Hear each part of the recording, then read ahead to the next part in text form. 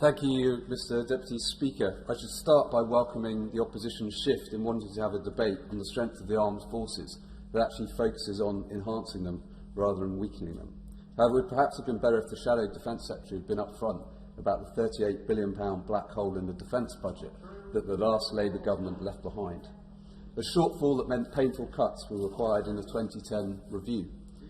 I advised the then Defence Secretary on the 2015 Strategic Defence and Security Review, which was about investing once again with a budget that was growing.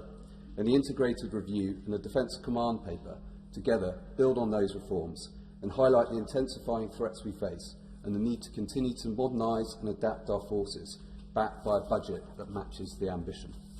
And contrary to the motion before us, this plan strengthens our defence capabilities and the power of the armed forces, with major investments across the 5 domains. Members opposite have spoken about election pledges, but it's fair to say we have changed our plans. Instead of increasing defence spending by 0.5% above inflation every year, we're going further by committing to an extra £16.5 billion over the next 4 years on top of the pre-existing plans. That extra funding is very welcome to help put the budget on a sustainable footing, because for too long MOD spending has involved short-term financial management and delays or deferrals which simply increase the budgetary pressure for future years. However, the opportunity to strengthen our armed forces that this multi-year commitment provides does not remove the need for choices, and how could it? The UK cannot do everything, and focusing on what we do best and working with our allies is at the heart of our Global Britain approach.